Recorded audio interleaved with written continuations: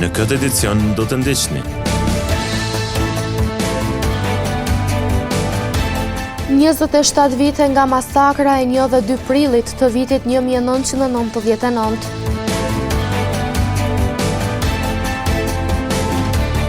Subvencionet e faturave të energjisë elektrike për kategoritë të dala nga lufta të ndërprera prej 3 vitesh, institucionet nuk japin asnjë përgjegjësi.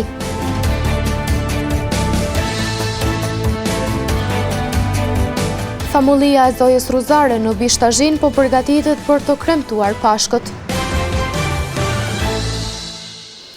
Përshëndetje, po fillojmë edicionin qendror të lajmeve këtu në televizionin Syri.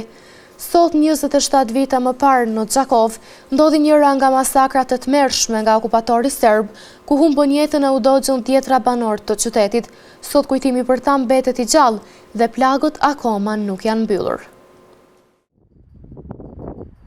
Datat 1 dhe 2 prill të vitit 1999 ishin të kopshme për Xhakovën. Në këto data, qyteti humbi tragjikisht dhjetra qytetarë civil të pafajshëm. Familjet Spahia, Arllati, Haraqia, Zhubi, Berisha, Dushku, Gjocaj, Islami, Krasniqi, Morina, Nushi, Murtaj, Rexha, Ramaj, Smajlaj, Zeka dhe Viseli humben më të dashurit të tyre për shkak të kriminalëve serb që nuk kursyen as fëmijë, gra e pleq. Krimi mbi civilit të pafajshëm ishte njëra nga krimet më makabre që pushtuesi serb ushtroi mbi popullin e Kosovës, e që shkatroi përgjithmonë familje të tëra që po qëndronin në dheun e në shtëpitë e tyre. Familjet e dëshmorëve për vite me radhë kanë përfituar subvencionim të faturave të energjisë elektrike nga qeveria e Kosovës. Prej rreth 3 vitesh, subvencionimi është ndërprer pa ndonjë paralajmërim e për ndërprerjen institucionet përveç se nuk ka njoftuar, nuk tregojnë arsyen si dhe nëse subvencionimi do të vazhdojë. Për vite me radhë, familjet të dëshmorëve dhe kategori tjera të dala nga lufta kanë përfituar subvencionim të faturave të energjisë elektrike. Para rreth 3 vitesh ky subvencionim u ndërprej pa asnjë njoftim, duke i lënë mira familje të painformuara e duke ia mohuar këtë të drejtë të garantuar me ligj. Beqir Zeneli nga Departamenti i Familjeve të Dëshmorëve dhe Invalidëve të Luftës e konfirmon këtë. Se përket Departamentit Familje Dëshmorëve, Invalidëve dhe Veteranëve të Ushtrisë Shëndruar të Kosovës, në bazë ligjit, i takon subvencionimi të rrymës. Ndi viti, është ky viti tretë që nuk është zbatuar ligji, sa i përket për subvencionim të vitit të rrymës. Këtu i përfshin të gjitha kategoritë kodrat të departamentit. Zeneli thotë se s'kan pranuar asnjë njoftim zyrtar lidhur me ndërprerjen e subvencionimit. Arsyeja nuk na ka dhënë arsye. Institucionet më lartë, kështu që edhe njoftim jo. Sipas Zenelit, kjo është padrejtësi dhe shkelje e ligjit. Këtu është një padrejtësi. Këtu është një padrejtësi që i bëhet ndaj këtyre kategorive për vlerat e luftës. Dhe këtu është shkelur ligji. Tash kush do të merr përsipër herët avon, kush do të e përgjegjësi për këtë veprim që ka bënë. Zeneli thotë se pavarësisht shumës, ligji që është në fuqi duhet të zbatohet. Çdo që i takojnë bazë ligjit që është, edhe që mos më zbatuar, që mos më gëzu, është shumë. Nuk po hujmë tash këtë rast që rryma është shtrenjtë, gjon jeta është shtrenjtë, gjitha është këtu, dhe këto që mos zbatu ligji. Bilet pak e shumë, ato që kanë ligj, le të zbatohen. Desha të bëhet një ndryshim i ligjit të ri. Kujtojmë se aktualisht qeveria e Kosovës subvencionon familjet e cënueshme të cilat kanë të ardhura të ulta për antar familje, ndërsa për kategoritë të dala nga lufta, përveç ndërprerjes deri më tani s'kan pasur asnjë informacion. Ne jemi drejtuar disa herë me email Ministrisë për Punë, familje dhe vlerat e ushtrisë qlirimtare të Kosovës për të kuptuar arsyen pse janë përjashtuar pa asnjë njoftim këto kategori, si dhe çka pritet të ndërmarrin tutje lidhur me këtë çështje, por s'kemi arritur të marrim një përgjigje. Ka ndëruar jetë doktor Shkëlzen Gashi Xeni. Doktor Xeni u bashkua UÇK-s në vitin 1998 dhe ishte pjesë e rithemelimit të spitalit ushtarak në Zhabel, ku dha kontribut të madh në shërimin e shumë të plagosurve. Ai ishte njëri ndër themeluesit e brigadës 137 në Gjakov. Së bashku me rreth 50 luftëtar themelues, hyri në qytetin e Gjakovës dhe qëndroi pjesë e kësaj brigade deri në përfundim të luftës. Pas luftës, doktor Xeni vazhdoi kontributin e tij në sektorin e shëndetësisë, fillimisht në kuadër të UÇK-s dhe më pas në TMK, duke dhënë një kontribut të çmuar për vendin. Gjithashtu për 10 vite jetoi si emigrant në Belgjik. Doktor Xeni do të kujtohet gjithmonë nga shokët dhe bashkëluftëtarët si një njeri patriot, i ndershëm dhe i përkushtuar.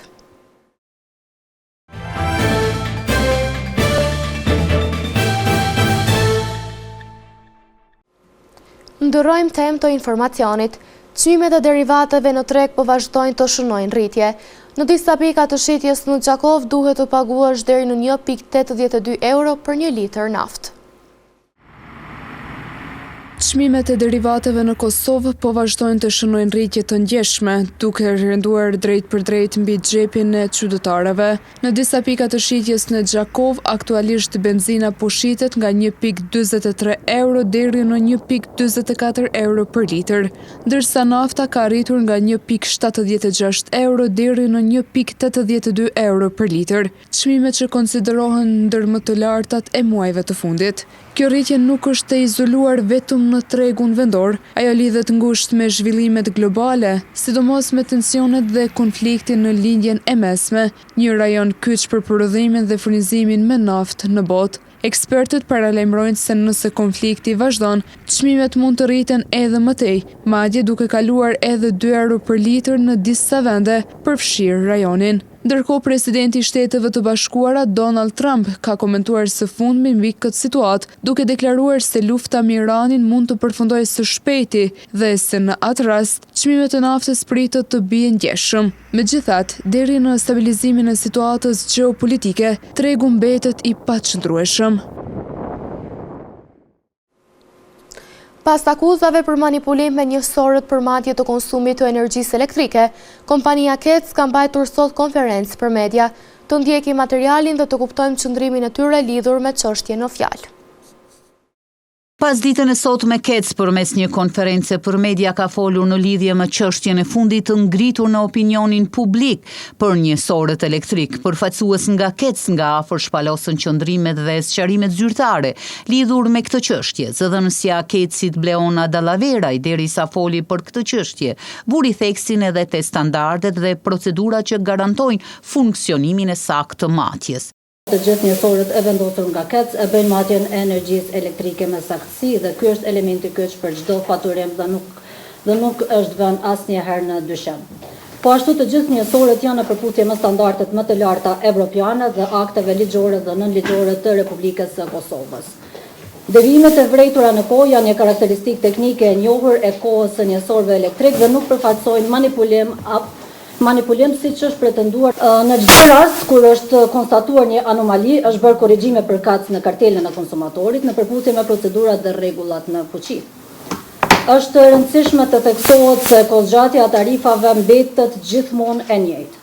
Dhe nëse kalimi në tarif fillon disa minuta më vonë, për të njëjtin vonesë edhe do të përfundoj. Pra i bie që nëse fillon më vonë, përfundon më vonë, dhe nëse fillon më herët, pra edhe do të përfundoj më herët, me një fjalë, periudha totale tarifës mbetet e pandryshuar.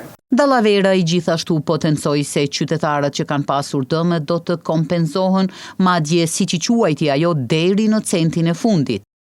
Ne sigurojmë të gjithë konsumatorët e prekur nga devimet e mundshme që dalin jashtë normës teknike, pra që do të kompenzohen në mënyrë të plotë, qoftë ajo edhe për centin e fundit. E Flamur Kurtaj, menaxheri i ndërimit të njësorëve, kërkojnë nga qytetarët që ta shpenzojnë energjinë elektrike nga ora 22 deri në orën 7. Ndërkohë, Ministria e Industrisë, Ndërmarrësisë, Tregtisë dhe Inovacionit, përmes një komunikate për media, ka bërë të ditur se komisioni i posaçëm i themeluar nga kjo ministri sot gjatë ditës ka dalë në teren bashkë me Inspektoriatin Qendror të Tregut. Të gjithë njësorët që janë vërejtur në mos përputhje të kohës janë tërhequr nga funksioni dhe janë sjellë për verifikim. Rezultatet e verifikimeve të njësorëve të parë pritet të dalin së shpejti dhe opinioni publik do të njoftohet me kohë, thuhet në komunikatën e ministrisë. Në kuadër të rritjes së sigurisë në komunikacion, Policia Rajonale në Gjakov ka intensifikuar kontrollet ndaj mjeteve me 2 dhe 4 rrota. Ky plan, i cili po realizohet varësisht nga kushtet atmosferike, do të vazhdojë deri në përfundim të sezonit veror. Në kuadër të rritjes së sigurisë në komunikacion, Policia Rajonale në Gjakov ka intensifikuar kontrollet ndaj mjeteve me 2 dhe 4 rrota, me fokus të veçantë tek motocikletat, skuterët dhe mjetet e ngjashme që janë më të paranishme gjatë sezonës verore. Sipas informacioneve të dërguara për mediumin ton nga kapiteni Albin Sahaqia, thotë se njësia rajonale e trafikut rrugor në DRP Gjakov është duke zbatuar planin operativ, kontrolli i shtuar i qarkullimit të motocikletave, skuterëve, trotinetëve dhe 4 cikletave 2026. Ky plan, i cili po realizohet varësisht nga kushtet atmosferike, do të vazhdojë deri në përfundim të sezonës verore. Qëllimi kryesor i këtij aksioni është vetëdijësimi i drejtuesve të këtyre mjeteve, me theks të veçantë në përdorimin e pajisjeve mbrojtëse, sidomos helmetës, si nga shoferët ashtu edhe nga pasagerët. Autoritetet policore bëjnë të ditur se përveç masave vetëdijësuese dhe preventive, në teren po ndërmerren edhe masa ndëshkuese ndaj të gjithë atyre që nuk respektojnë rregullat e komunikacionit. Kontrollet do të jenë të vazhdueshme dhe pa tolerancë për kundërvajtësit. Në kuadër të këtij plani operativ janë paraparë një ser aktivitetesh dhe detyrash policore, të cilat do të intensifikohen edhe më shumë në ditët në vijim, me synim rregullimin e komunikacionit dhe parandalimin e aksidenteve në rrugë.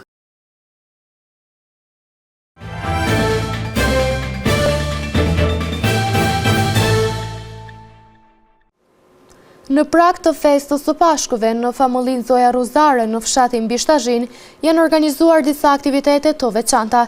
Të ndjeki materialin që na njeh me detaje rreth tyre. Vetëm edhe pak ditë na ndajnë nga festa e madhe e Pashkëve, një nga ngjarjet më të rëndësishme për besimtarët e krishterë. Në këtë frymë përgatitjesh, familja Zoja Ruzare në Bishtazhin të Gjakovës ka organizuar një ser aktivitetesh të veçanta që do të zhvillohen gjatë 3 ditëve kryesore, të njëjtën, të premten dhe të shtunën e madhe. Do ta kemi të njëjtën e madhe, në organizim pak më ndryshe se viteve tjera, që do ta kemi meshën në orë 18 në kishën këto, në kishën e Zojës Ruzare në Bishtazhin.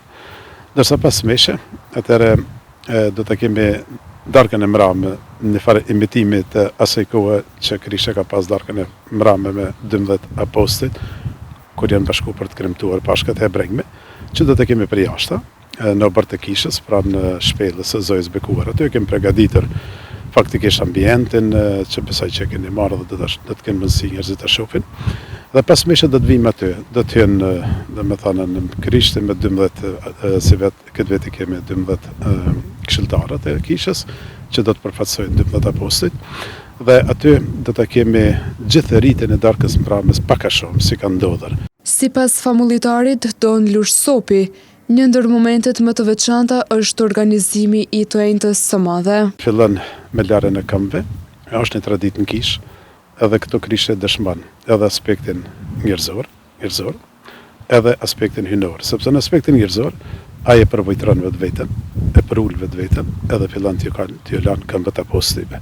Shën Pjetri e kundërshton, por pasi që Jezusi i thotë që do të realizohet edhe kjo, atëherë Shën Pjetri i përgjigjet që nëse ka nevojë jo vetëm këmbët edhe trupin, edhe Krishti thotë s'ka nevojë këshirt i pastër, por mjafton vetëm këmbë. Domethënë e përvojtron vetveten, edhe ju jep shembull, thotë e kuptua çfarë ju bëna unë mësuesi juaj, edhe ju duhet bëni kështu. Prandaj është një traditë në kishë, pra që ndodh kudo, larja e këmbëve. Përveç të enjtës, aktivitetet të shumta janë parapar edhe për të premten dhe të shtunën e madhe, duke përfshirë elemente simbolike që pasqyrojnë dhimbjen, heshtjen dhe sakrificën, por edhe shpresën që kulmon me ringjalljen. Premten e madhe përkujtojmë mendimin dhe vdekjen e Krishtit. E dimi, edhe këtë vit e kemi pasur edhe vitin e kaluar, këtë vit do ta kemi pak edhe më gjërësisht, gjithashtu rrugën e kryqit, pra do të filloj me gjykimin e Krishtit, Pilati kur e gjykon, edhe pastaj pranimi i kryqit, rrugtimi i Kalvarit, do ta kemi këto në pjesën në obor të kishës komplet, dhe do të kemi pak a shumë gjithë ata aktorë që kanë marrën pjesë edhe në rrugtimin e Krishtit drejt Kalvarit. Ndërsa çtunën është nata pashë, gjitha rritet që janë shumë të pasura, duke filluar me bekimin e zjarrit, bekimin e qirit pashë, ndezjen e qirit të pashë dhe me gjitha pastaj ato rrite që i kemi për të vazhduar me mishën shenjte, dora 20 të shtunën edhe përfundon gjithë kjo përgatitje nga koha e kreshmeve, siç e thash, me festën e pashëve që kem të dielën ringjalljen e Krishtit. Ky organizim që po realizohet për herë të parë në këtë formë në familjinë e Bishtazhinit, synon të sjellë një përjetim sa më autentik të festës së Pashkëve. Aktivitetet do të zhvillohen gjatë 3 ditëve kryesore, duke përfshirë momente simbolike të dhimbjes, sakrificës dhe shpresës së ringjalljes. Organizatorët ftojnë të gjithë besimtarët që të bëhen pjesë e këtij përjetimi të veçantë. Ky organizim i veçantë pritet të mbledhë një numër të madh besimtarësh, duke rikthyer edhe një herë traditat dhe përjetimet që e bëjnë këtë periudhë kaq të rëndësishme për komunitetin. Edicionin po e përmbyllim me informacione të detajuara rreth organizimit të datës 3 prill të kinemas Hyriehana, të cilët kanë menduar dhe do të realizojnë më të mirën për të veçlit e Gjakovës dhe Muxher. Një event dhe filmi mrekullueshëm do të mirëpres fëmijët në kino Hyriehana në Gjakov këtë të premtë. Donjeta Bobi, menaxhere e marketingut në kino, ka treguar se eventi për filmin dhe Super Mario Galaxy do të jetë në orën 17:30, ndërkaq filmi fillon në orën 18:30. Po ashtu Bobi shtoi se nuk do të mungojë as loja shpërblyese, ku me anë të blerjes së biletës mund të bëhen pjesë. Kino Hyriehana këtë javë ka një super premier për fëmijë, filmin dhe Super Mario Galaxy Movie, që është me datën 3 prill e premte, nga ora 17:30 kemi organizuar një event për fëmijë me maskota të Marios dhe Luigjit, me muzikë, po ashtu kemi më pas edhe shumë shpërblime për fëmijët, si të hyjnë në lojë, vetëm e blejnë biletën edhe marrin pjesë në lojën shpërblyese, edhe Haribo ka më pas për të gjithë fëmijët falas, ndërsa filmi është nga ora 18:30. Tutje Bobi tregoi edhe shpërblimet që do të dhurohen për fituesit e lojës shpërblyese. Disa nga shpërblimet që ne i kemi janë 2 herë nga 2 bileta në kino Hyriehana, 2 voucher me hyrje falas për 2 javë nga Fantasyland, 2 herë kurs për fëmijë nga Bonevet, 2 dhurata për fëmijë nga Libraria Nobeli edhe një set me rroba për fëmijë nga Kids Shop Melissa. Ju mirëpresim të gjithë më ardhe dhe më kënaq. Pos shpërblimeve nga loja shpërblyese, gjatë eventit do të ketë muzikë e argëtim, si dhe do të dhurohen dhurata, shtoi Bobi. Në vazhdim të ndjekim parashikimin e motit për ditët në vijim.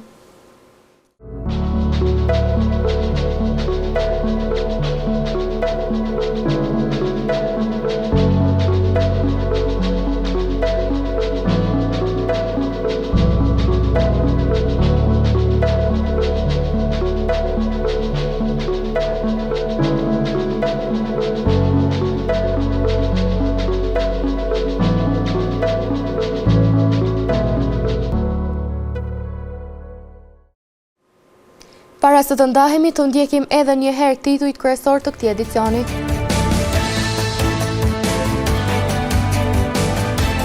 Njëzet vite nga masakra e 1 dhe 2 prillit të vitit 1999.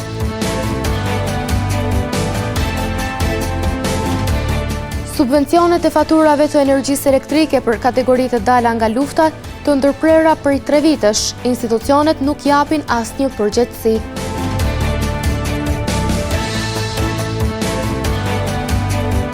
Famullia e Zojës Ruzare në Bishtazhin po përgatitet për të kremtuar Pashkët. Këtu merr fund ky edicion qendror i lajmeve. Ju mund të vazhdoni të randiqni në televizionin Syri si dhe në rrjetet tona sociale. Mirupafshim.